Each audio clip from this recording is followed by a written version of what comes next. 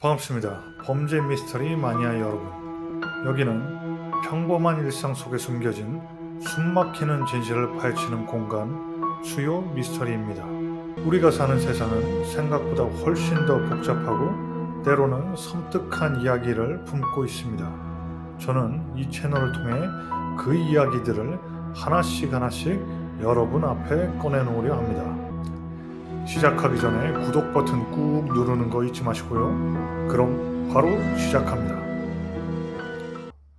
2019년 5월 23일 일본의 수도 도쿄, 유흥가로 유명한 가부키초의 밤은 화려했습니다.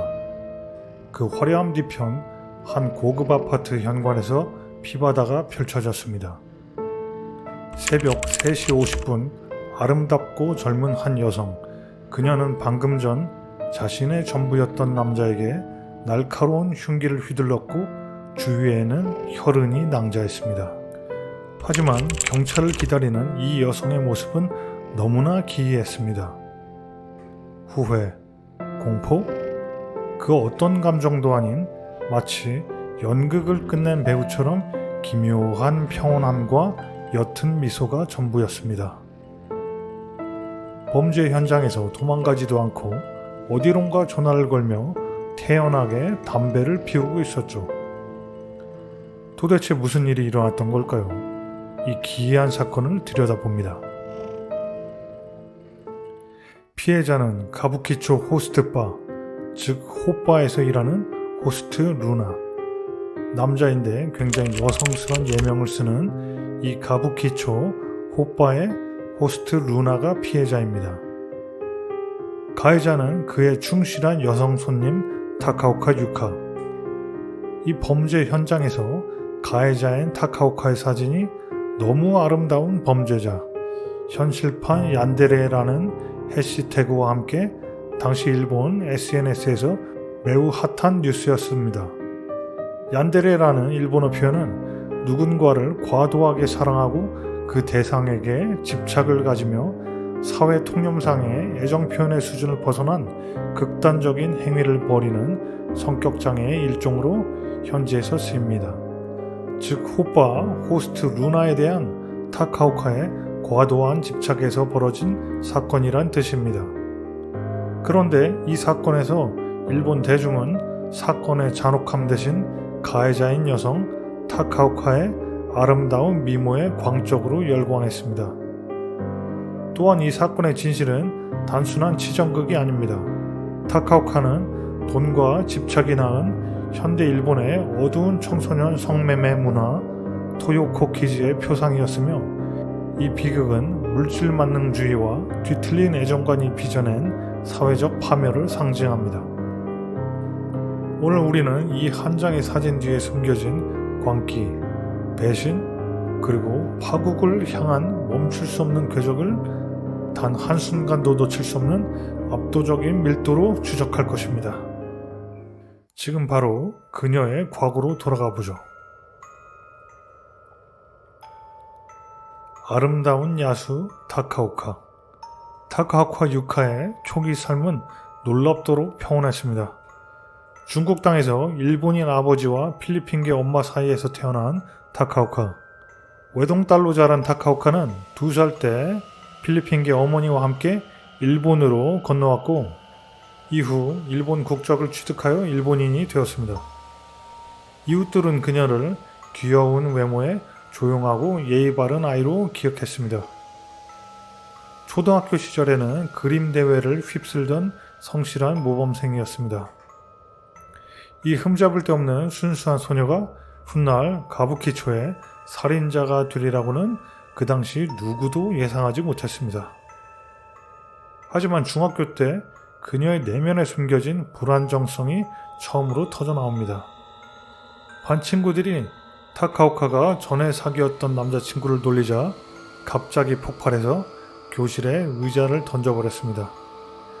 당연히 교실은 얼어붙었고 정서적으로 불안정한 소녀라는 인상을 갖게 된 그부들도 있었다고 합니다. 이 극단적인 행동은 이따금씩 반복되었고 그녀의 삶을 관통하는 극도의 감정 기복과 집착 성향의 명확한 전조였습니다. 고등학교 진학 후에 그녀는 완전히 밤거리 문화에 심취했습니다. 밤문화를 좋아하던 당시의 남자친구를 따라다니며 통제 불가능한 상태에 빠졌고 심지어 남자친구 부모님까지 경찰에 상담했을 만큼 일탈은 굉장히 심각했습니다. 이는 타카오카가 필리핀계의 어머니 밑에서 홀로 자랐고 성장 과정에서도 충분한 가족의 보호감이나 유대감, 애정을 느끼지 못했던 배경이 크게 작용했기도 합니다. 타카오카는 가까스로 고등학교를 마치고 이름 모를 대학에 진학했습니다. 유치원 선생님이 되기 위해서 대학에서 보육학을 전공했지만 빨리 돈을 벌겠다는 현실적인 욕구 앞에 학업을 포기합니다. 학원 접수원이라는 평범한 일을 잠시 했지만 곧 자신의 재능을 꽃피울 유흥의 세계로 옮겨갔습니다. 유흥업소를 소개시켜준 사람은 놀랍게도 다니던 학원의 원장이었습니다. 일본이라서 가능한 얘기로 보입니다. 그 소개시켜준 유흥업소는 걸즈바였습니다. 남성 손님 상대로 술을 마셔주고 말상대를 해주는 일종의 접객원이었습니다. 이곳은 성매매는 불법의 유흥업소지만 법을 다 지키는 유흥업소는 없는 게 사실이지요. 카에데라는 예명으로 시작한 유흥업소 생활. 타고난 외모와 능숙한 사기술로 그녀는 빠르게 성공하여 해당 업소의 점장 자리까지 올랐습니다. 그녀의 이중 생활은 걷잡을 수 없이 깊어졌습니다. 그리고 2018년 10월 어느 날 타카오카의 인생을 박살내버린 운명의 남자. 가부키초의 호스트 루나가 그녀의 가게에 손님으로 들어왔습니다. 그리고 모든 것이 돌이킬 수 없는 파국을 향해 움직이기 시작했습니다. 처음에는 루나가 타카오카의 가게에 손님으로 왔지만 타카오카의 가게에서 10분여 거리에 루나가 일하는 호스트 클럽이 있었고 자연스레 서로의 가게에 드나들게 되었습니다. 혹자는 애초에 루나의 전략적인 주변 가게의 여성들 접근이라는 말도 있었습니다. 일종의 주변 상권에서 일하는 여성들 상대로 영업을 뛴 거죠. 그러던 중 점차 타카오카는 루나에게 푹 빠져들게 됩니다. 이 관계는 곧 헌금 관계로 변질됩니다. 타카오카의 루나에 대한 감정은 단순한 호감을 넘어서 파멸적인 집착과 소유욕으로 깊어졌습니다. 루나에게 쏟아부은 돈은 걸즈바 수입으로 감당할 수 없었습니다. 그녀는 금전 마련을 위해서 자신의 삶을 극한의 수렁으로 몰아붙였습니다. 2019년 4월 그녀는 걸즈바를 그만두고 고수익 유흥업소로 옮겼습니다. 더 나아가 스폰 만남인 파파카츠까지 시작했습니다. 파파카츠는 일본의 그 유명한 원조 교제 혹은 스폰서 교제로서 돈 많고 나이 많은 중장년, 노년의 남성들과 성적인 행위를 포함한 데이트를 하며 그 대가로 돈을 받는 일을 말합니다.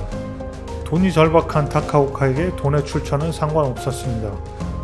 오직 루나를 호스트바의 매출 넘버원으로 만들 수만 있으면 모든 것이 허용되는 광기였습니다. 심지어 일본의 연휴 기간인 골든 위크 기간 파파카츠로 만난 남성과 해외여행을 가서 200만엔, 한화로 무려 2천만 원을 벌었고 이 모든 돈을 루나의 매출 순위 상승에 쏟아부었습니다. 그녀의 피와 땀, 영혼을 쥐어짠 헌금이었습니다. 그 헌금은 루나를 구원했습니다. 3월 호스트바 매출 하위권이었던 루나는 4월에 넘버 3를 찍고 5월에는 호스트바의 왕좌 넘버 1에 등극했습니다. 타카오카의 돈으로 루나는 정점에 섰습니다. 루나는 타카오카에게 많이 좋아한다, 같이 살고 싶어 라는 치명적인 영업 멘트를 수십 번 반복했습니다. 타카오카는 이 거짓을 진실로 믿었고 이 남자를 나만의 것으로 만들어야 한다는 강박에 사로잡혔습니다. 하지만 호스트는 오직 한 사람만을 사랑할 수 없습니다. 그게 그들의 직업이고 애초에 그런 마인드를 가진 인간만 그런 직업을 선택하죠. 루나에게 다른 여성의 그림자가 보일 때마다 타카오카는 무너졌고 루나를 옥상으로 불러서 뛰어내리겠다고 협박하며 소리도 쳤습니다. 하지만 루나의 차가운 반응은 좀 부담스럽네 였습니다. 애정은 전혀 찾아볼 수 없는 반응이었습니다. 서로가 서로에게 원하는 것이 명백해 보이는 이 관계는 이미 파국을 향해 전속력으로 질주하고 있었습니다. 타카오카의 루나에 대한 집착은 단순히 질투가 아니었습니다. 그녀는 10대 후반부터 도쿄의 유흥가 가부키초 주변에서 배회하는 가출 청소년이자 길거리 성매매 청소년들인 토요코 키즈 문화에 깊숙이 연관되어 있었습니다. 이들은 가정의 소외와 사회적 불안 속에서 죽음과 파멸적인 사랑을 일종의 도피처이자 구원처럼 여깁니다. 타카오카의 자기 파괴적 성향과 극단적인 소유욕은 이 문화의 어두운 단면이자 자신의 성장 환경이기도 했습니다. 사건 발생 한 달 전 루나의 행동은 타카오카를 완벽히 벼랑 끝으로 몰았습니다. 루나는 매출 넘버원 등극 후에도 타카오카 외에도 여러 여성에게 끊임없이 영업을 했고 이 사실을 타카오카는 휴대폰 메시지와 결제 내역을 통해 낱낱이 알게 되었습니다. 루나는 타카오카의 불안을 이용해 돈을 더 뜯어내는 호스트의 전형적인 영업 방식을 반복했습니다. 타카오카는 루나에게 나 아니면 죽어버리겠다며 극단적인 호소를 했습니다. 이에 루나는 타카오카를 아파트 옥상으로 데려가서 여기서 뛰어내려 보라는 식으로 무책임하게 그리고 잔혹하게 대응했습니다. 타카오카에게 루나는 단순히 남자친구가 아닌 자신의 존재 이유와 삶의 의미 그 자체였기에 루나의 배신과 무관심은 그녀의 남은 이성을 산산조각 냈습니다. 정신적으로만이 아니라 물질적으로도 100% 자신을 루나에게 모두 바친 타카오카의 입장이 조금은 이해되는 부분입니다. 그러나 이런 극단적인 상황이 조금 부담스러웠던 오빠 호스트 루나도 한 발짝 물러나서 타카오카에게 그렇다면 조금이라도 너와 더 오래 같이 있을 수 있게 집을 마련해보라는 달콤한 말을 건넸고 5월 20일 타카오카는 무리를 해서 훗날 사건 현장이 되는 아파트를 계약했습니다. 타카오카는 루나의 거짓된 약속을 믿고 루나와 함께 살 새로운 보금자리를 계약했습니다. 그녀는 이 아파트가 자신과 루나가 함께할 유일한 공간이자 자신의 마지막 희망이라고 믿었습니다. 그러나 이 보금자리는 곧 그녀의 파국을 위한 무대가 되었습니다. 그녀는 이때부터 이미 다른 여자에게 줄 바에는 차라리 그를 죽여서라도 완벽히 소유하겠다는 결론을 내리고 있었습니다. 그녀의 내면은 이미 걷잡을 수 없는 사리와 비극적인 결말을 향한 자기 연출 욕구로 가득 차 있었습니다. 집을 계약한 사흘 뒤 타카오카는 루나에게 다음과 같이 연락하여 집으로 불렀습니다. 방에 큰 물건이 배달되니까 점심때쯤부터 치우는 걸 도와줬으면 좋겠어. 루나는 자신에게 거액의 돈을 계속해서 썼고 지금도 그런 돈을 쓰고 있는 그녀의 요구에 최대한 응하고 싶었기에 집으로 향했습니다. 그 자리에서 함께 짐을 정리했고 특별한 말다툼이나 싸움은 없었습니다. 짐 정리가 끝난 후에 피곤했던 루나는 깊은 잠에 빠졌습니다. 타카오카는 그 틈을 놓치지 않았습니다. 잠든 연인의 휴대폰, 그 안에서 루나의 모든 기만과 배신이 담겨 있었습니다.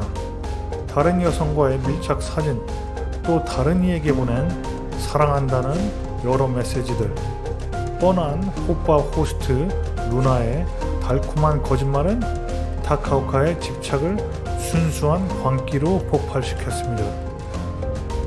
타카오카는 주방으로 향했습니다. 식칼을 쥐었습니다.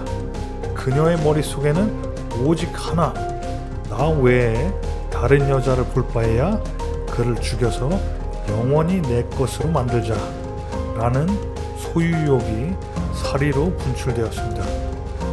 새벽 3시 50분 그녀는 잠든 루나의 복부에 칼을 찔러 넣었습니다. 잠을 자다가 급격한 고통에 눈을 뜬 루나, 자신의 몸에 박힌 칼, 그리고 자신을 내려다보는 사랑하는 여인의 광기 어린 얼굴.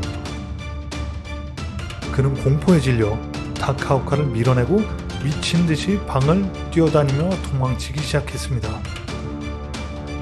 타카오카는 그런 루나를 쫓아다니며 물었습니다. 나를 좋아해? 사랑해? 루나는 살기 위해 진심과 다른 대답을 해야 했습니다. 사랑해, 좋아해, 경찰은 부르지 않을 테니까 제발 구급차만 불러줘. 타카오카는 하지만 루나를 도와줄 생각이 애초부터 없었습니다. 안 돼, 내가 먼저 죽을 거야, 걱정하지 마. 타카오카는 자신도 죽음을 각오한 듯 말했습니다. 루나가 휴대폰으로 구급차를 부르려 하자 타카오카는 잔혹하게 그의 휴대폰을 빼앗아 버렸습니다. 루나는 타카오카를 뿌리치고 엘리베이터를 타고 아파트 현관까지 간신히 도망칩니다. 하지만 그곳에서 몸에 박힌 흉기로 인한 과다출혈과 급격한 움직임으로 인한 쇼크로 의식을 잃고 맙니다. 루나를 뒤쫓아서 아파트 현관에 도착한 타카오카는 쓰러진 루나 옆에 앉아 태연하게 담배를 피우면서 휴대폰을 만지작거리는 기괴한 모습을 보였습니다. 한동안 그러고는 스스로를 경찰에 신고하며 자수를 합니다. 그 장면이 근처 주민의 사진에 이렇게 찍혔습니다. 이 기괴한 현장 사진은 SNS를 통해 순식간에 전 일본에 확산되었습니다. 너무 아름다운 범죄자라는 타이틀 아래 타카오카는 온라인 스타가 되었습니다. 대중은 그녀의 잔혹성보다 그녀의 외모와 광기 어린 집착에 더욱더 열광했습니다. 경찰이 연행되는 순간까지도 그녀는 옅은 미소를 잃지 않았습니다. 그녀는 수사관에게 너무 좋아서 어쩔 수 없었다. 그에게 사랑한다는 말을 듣고 기뻤다라고 진술했습니다. 범행 동기는 오직 사랑의 소유욕이었습니다. 어릴 때부터 심한 허언증이 있던 그녀, 비극의 히로인이 되고 싶었다라는 사건 직전 휴대폰에 남긴 메모에서 그녀의 뒤틀린 심리를 가감없이 보여줍니다. 그녀는 사랑하는 사람이 자신 외에 다른 곳을 보지 못하게 하려면 그를 죽여야 한다고 결론 내린 것입니다. 이 메모는 그녀의 범행이 뒤틀린 자기애와 비극적인 연출 욕구에서 비롯되었음을 입증했습니다. 재판은 시작됐고 피해자인 루나는 기적적으로 회복해 호스트 클럽으로 복귀했습니다. 가해자 타카오카는 재판정에서 작은 목소리로 혐의를 인정했습니다. 그리고 여기서 충격적인 반전이 또 일어납니다. 피해자 루나가 법원에 타카오카의 가명을 요청하는 탄원서를 제출한 것입니다. 루나는 나도 지금은 평범하게 살고 있으니까 그녀도 평범한 생활을 했으면 좋겠다라는 이유를 들었습니다. 합의금 500만엔, 우리 돈으로 5천만 원과 영구적인 루나 개인에 대한 접근 금지, 그리고 호스트바, 직장에 있는 가부키초 접근 금지를 조건으로 합의가 성립되었습니다. 표면상으로는 가해자이자 정신적인 피해자인 타카오카를 이해해주는 척한 것이지만 실질은 마지막까지도 최대한 돈을 더 뜯어내기 위함이었습니다. 모든 목적이 돈에만 있는 일본 호스트바 문화에선 어찌 보면 지극히 당연한 귀결이었습니다. 하지만 재판부는 달랐습니다. 피해자와 합의가 있었음에도 도쿄지방재판소는 범행 동기를 지극히 단편적이고 독선적인 발상이자 혐오스러운 범죄로 규정했습니다. 피해자와 합의를 한 것을 고려해서 타카오카에게 징역 3년 6개월의 실형이 선고되었습니다. 피해자가 사망하지 않은 점, 그리고 피해자와 합의를 했다는 점, 그리고 정신적으로 일정 부분 학대받은 점들이 고려되어서 이런 선고가 나왔던 것이죠. 재판정이 패정 후에 타카오카는 바닥에 주저앉아 오열했습니다. 주변 사람들의 부축을 받고서야 겨우 일어설 수 있었습니다. 그녀의 비극적인 연출은 결국 현실의 차가운 법정 앞에서 끝을 맺었습니다. 타카오카 유카 사건은 돈에 집착하는 배금주의, 그리고 헌신적인 사랑과 광기 어린 집착의 토요키즈, 원조교제, 호스트바 등 일본의 왜곡된 성유흥 문화와 결합, 어떻게 파멸로 변질될 수 있는지를 보여줍니다. 그녀는 돈으로 호빠 호스트의 서비스와 달콤한 거짓말은 살 수 있었지만 진실한 마음, 즉 사랑은 결코 살 수 없었습니다. 너무 아름다운 범죄자라는 타이틀로 포장된 이 비극은 여전히 현대 사회의 뒤틀린 애정관과 물질 만능주의의 위험성을 경고합니다. 또한 진정한 사랑이란 고귀한 감정은 돈으로 결코 살 수 없다는 점에 대해 다시 한번 생각하게 만드는 충격적인 사건이었습니다. 오늘의 수요 미스터리 흥미로웠나요? 이야기가 재밌었다면 다음 이야기를 위해 구독 버튼을 누르세요. 매주 화요일 늦은 밤, 목요일 늦은 밤 찾아갑니다. 그럼 수요 미스터리 다음 이야기에서 또 뵙겠습니다. 편안한 밤 되십시오.